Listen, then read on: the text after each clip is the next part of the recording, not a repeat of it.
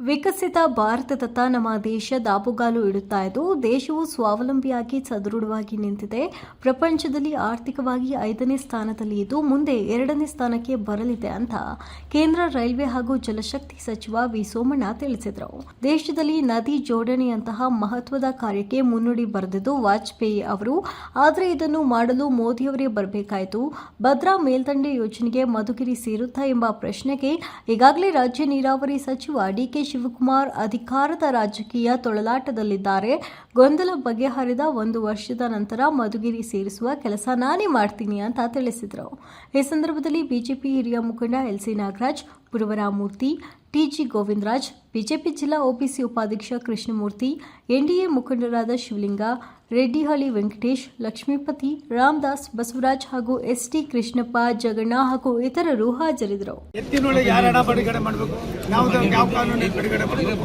ಭದ್ರಾದು ನಾವು 5,500 ಕೋಟಿ ಕೊಡ್ತೀವಿ ಅಂತ ನಮ್ಮ ಹೇಳಿದ್ದಾರೆ.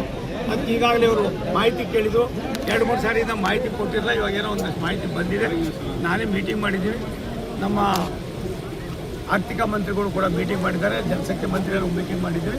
ನಾವು ಭದ್ರಾ ಮೇಲ್ದಂಡೆಯಿಂದ ಪ್ರಧಾನಮಂತ್ರಿಗಳ ಅವರಿಗೆ ಮನಸ್ಸನ್ನ ಗೆಲ್ತಕ್ಕಂಥ ಪ್ರಯತ್ನ ಮಾಡ್ತಾ ಇದ್ದೀವಿ. ಇವರು ಏನು ಮಾಡ್ತಾ ಇದ್ದೀವಿ ಏನು ಅನ್ನೋದನ್ನ ಮಾಹಿತಿ ಕೊಡದೆ ಹೋದರೆ ಹೆಂಗೆ ಹಣ ಬಿಡುಗಡೆ ಆಯ್ತದೆ? ಯೋಜನೆಗಳು ಇವತ್ತು ಫಾರೆಸ್ಟು ಯಾರು ಫಾರೆಸ್ಟ್ ಎಲ್ಲ ಕ್ಲಿಯರೆನ್ಸ್ ಮಾಡಿದ್ದೀವಿ. ಕೆಲವು ಸಂದರ್ಭದಲ್ಲಿ ಎಷ್ಟು ವರ್ಷದ್ದು ಎತ್ತಿ ನೋಡೆ ನಮ್ಮ ಕಾಲದಲ್ಲ. ಹಿಂದೆ 2 ಸಾರಿ ನೀವೇ ಇದ್ರಿ, ಮೇಲ್ಗಡೆನೂ ನೀವೇ ಇದ್ರಿ, ಕೆಳಗಡೆನೂ ನೀವೇ ಇದ್ರಿ. ಯಾಕೆ ಮಾಡೋಕ್ಕಾಗಿರಲ್ಲ ನಿಮ್ಮ ಕೈಲಿ? ಮಾಹಿತಿ ಕೊಡದೆ ಹೋದ್ರೆ ನಾವೇನು ಮಾಡೋದು? ಮಾಹಿತಿ ಮೊನ್ನೆ ತಾನೇ ಹೋಗವ್ರೆ. ಬೃಹತ್ ನೀರಾವರಿ ಮಂತ್ರಿಗಳು ನಮ್ಮ ಕಚೇರಿಗೆ ಬಂದವ್ರೆ, ಅಲ್ಲಿಂದ ಫಾರೆಸ್ಟ್ ಮಂತ್ರಿಗಳು ಕಚೇರಿಗೆ ಬಂದವ್ರೆ. ನಾವು ಏನೇನು ಮಾಡಬೇಕು, ನಮಗೆ ಯಾವುದೇ ಸ್ಕೀಮ್ಗಳಾಗಲಿ ಸರ್ಕಾರ ಯಾವುದು ಅನ್ನೋದು ನಮ್ಗೆ ಮುಖ್ಯ ಇಲ್ಲ. ರಾಜ್ಯದಲ್ಲಿರ್ತಕ್ಕಂಥ ಜನರ ಎಲ್ಲ ಒಂದು ಕಡೆ ಅಭಿವೃದ್ಧಿ ಮುಖ್ಯ ಆಗಿದೆ. ರೈತರ ಭಾವನೆಯಲ್ಲಿ ಯಾವ ರೀತಿ ನಾವು ಕೆಲಸ ಮಾಡ್ತಾ ಇದ್ದೀವಿ ನಿಮಗೂ ಗೊತ್ತಿದೆ. ನಮ್ಮಿಂದ ಒಂದು ಸಣ್ಣ ಅಪಚಾರವೂ ಇಲ್ಲ. ಬೇಕಾದ್ರೆ ಚರ್ಚೆ ಬರೋದಾದರೆ ಎತ್ತಿನೊಳಗೆ ನಾವು ಯಾವತ್ತಾರು ಭದ್ರಾ ಮೇಲ್ದಂಡೆಗೆ ಹೇಳಿರೋದು ನಿಜ. ಅದಕ್ಕೆ ಒಂದು ಹಂತಕ್ಕೆ ಬಂದಿದೆ. ಇವಾಗ ಕ್ಯಾಬಿನೆಟ್ಗೆ ಹೋಗೋದಕ್ಕೆ ಏನೇನು ಮಾಡಿದ್ದೀವಿ ಅಲ್ಲ, ಚರ್ಚೆಗೆ ಪಂಥವನ್ನು ನೀಡ್ತಿದ್ದೀರಾ ಸರ್? ಆಹ್ವಾನ ಕೊಡ್ತೀರಾ? ಅಂತ ಆಹ್ವಾನ ಅವಶ್ಯಕತೆ ಏನ್ರಿ ಇದೆ?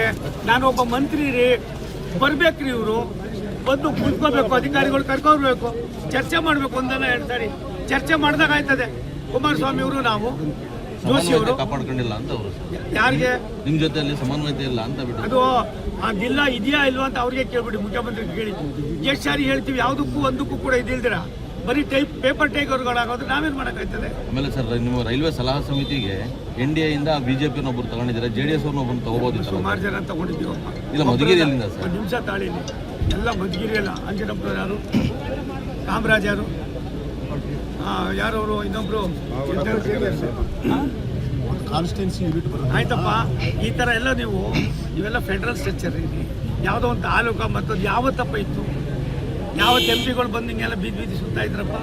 ತುಮಕೂರಲ್ಲಿ ಯಾವ ಥರ ಆಫೀಸ್ ಇತ್ತೇನ್ರಿ? ಅದು ನೀವೆಲ್ಲ ಅರ್ಥ ಮಾಡಿ. ಇನ್ನೊಂದು ಸರ್, ಈಗ ನಮಗೆ ಮಧುಗಿರಿ ಟು ಇಂದೂಪುರ ಸ್ಟೇಟ್ ಹೈವೇ ಇದೆ. ಸೊ ಡೆವಲಪ್ಮೆಂಟ್ 1 ನಿಮಿಷ ತಾಳಿ, ನಿಮ್ಗೆ ಯಾರಿಗೂ ಹೇಳಲೇ ಇಲ್ಲ ನಾನು. ತುಮಕೂರು, ಕೊರಟಗೆರೆ, ಮಧುಗಿರಿ, ಪಾವಗಡ, ರಾಯದುರ್ಗ, ಬಳ್ಳಾರಿ 225 ಕಿಲೋಮೀಟ್ರು ನ್ಯಾಷನಲ್ ಹೈವೇಗೆ ಈಗಾಗಲೇ ಕೊಟ್ಟು ನೀತಿ ಆಯೋಗದಲ್ಲಿ ಎನ್ಕ್ವೈರಿ ನಡೀತಾ ಇದೆ. 2 ಸಾರಿ ಸರ್ವೆ ಆಗಿದೆ. 4 ಲೈನ್ ಬರ್ತಾ ಇದೆ ತುಮಕೂರಿಗೆ ರೈಲ್ವೆದು. ಬೆಂಗಳೂರಿನ ತುಮಕೂರಿಗೆ 4 ಲೈನ್ ಬರ್ತದೆ ಸರ್. ಇಂದೂಪುರ ಟು ಮಧುಗಿರಿ. 1 ನಿಮಿಷ ತಾಳು. ಇಂದೂಪುರ ಮಧುಗಿರಿ ನನಗೆ ಮಾಹಿತಿ ನಮ್ಗೆ ಇಲ್ಲ. ಅದು ಆಗಿರೋದ್ರಿಂದ ಯಾವ್ಯಾವ್ದಕ್ಕೆ ಇವಾಗ ಆಯಿತು. ಬಡವನಹಳ್ಳಿ, ಶಿರಾ ಬೈರನಹಳ್ಳಿ ಎಷ್ಟು ಕೋಟಿ ರೂಪಾಯಿ? 1,700 ಕೋಟಿ ರೂಪಾಯಿ ಆಯ್ತು. ಯಾರು ಕೇಳಲೇ ಇಲ್ಲ. 70 ಕಿಲೋಮೀಟರ್ ಕಡಿಮೆ ಆಯ್ತದೆ. ಇವಾಗ ಮೊನ್ನೆ ಒಂದು ಚೆಕ್ ಡ್ಯಾಮ್ ಕೊಟ್ಟು ಇವಾಗ ಒಂದು 179 ಕೋಟಿ ರೂಪಾಯಿ ಕೊಡ್ತಾ ಇದ್ದೀನಿ. ಏನಾಗಿದೆ? ಎಲ್ಲ ರಾಜ್ಯ ಸರ್ಕಾರ ಕೊಡ್ಬೇಕು. ನಾವು ನಮ್ಮವ್ರಿಗೆ ಒಬ್ಬರಿಗೂ ಹತ್ರ ಸೇರಿಸ್ತಾ ಇಲ್ಲ. ಇದಕ್ಕೆ ಏನಾದ್ರು ಒಂದು ರೂಪ ಕೊಡಬೇಕು ಅಂತ ಯೋಚನೆ ಮಾಡಿದ್ವಿ. ಆಮೇಲೆ ಸರ್, ಕಾಂಗ್ರೆಸ್ MLC ಅವರು ಅಮಿತ್ ಶಾ ಅವ್ರನ್ನ ಭೇಟಿ ಆಗಿದ್ರಲ್ಲ ಸರ್? ಏನು ತಪ್ಪೇ ನಿಮಗೆ? ಅಮಿತ್ ಶಾ ಅವರು ರಾಷ್ಟ್ರದ ಒಬ್ಬ ಗೃಹ ಮಂತ್ರಿಗಳು. ಸೇರ್ಪಡೆ ಆಗ್ತಿದಾರ ಅಲ್ರಿ, ಅಲ್ಲಿಗೆ ಕಾಂಗ್ರೆಸ್ MLC ಅಂತ ಬೋರ್ಡ್ ಹಾಕೊಂಡಿಲ್ಲ. ಅವರು MLC ಕರ್ನಾಟಕಕ್ಕೆ. ಅಮಿತ್ ಶಾ ಅವರು ಈ ರಾಷ್ಟ್ರದ ಗೃಹ ಮಂತ್ರಿಗಳು, ಸಹಕಾರ ಮಂತ್ರಿಗಳು ಆಗಿರೋದ್ರಿಂದ ಅವನು ಯುವಕ ಇದ್ದಾನೆ, ಬುದ್ಧಿವಂತ ಇದ್ದಾನೆ. ಅವ್ನ ಕೆಲಸ ಏನೋ ಇರ್ತದೆ, ಹೋಗಿರ್ತಾರೆ. ಸಪರೇಟ್ ಒಂದು ಅರ್ಧ ಗಂಟೆ ಕರೆದು ಮಾತಾಡ್ಸೋರು. ತೊಂದರೆ ನಮ್ಮ ಮನೆಗೆ ಖುಷಿ ಆಗ್ತದೆ. ಎಲ್ಲರೂ ಬರ್ತಾರೆ ನಮ್ಮ ಮನೆಗೆ. ಅಲ್ಲಿ ರಾಜಕಾರಣ ಅನ್ನೋದು ಏನಿದ್ರು ವ್ಯವಸ್ಥೆಗೆ ಮಾತ್ರ ಎಲ್ಲದಕ್ಕೂ ಆಗ್ಬೇಕಪ್ಪ. ನಿನ್ನಂತ ಬುದ್ಧಿವಂತರು ಹಿಂಗೆ ಹೇಳ್ಬಿಟ್ಟು ಭದ್ರಾ ಮೇಲ್ದಂಡೆ ಮಧುಗಿರಿ ಸೇರಿಸ್ತಾರೆ ಸರ್. 1 ನಿಮಿಷ, ನಾವು ಎಲ್ಲವೂ ಚರ್ಚೆ ಆಗ್ತಾ ಇದೆ.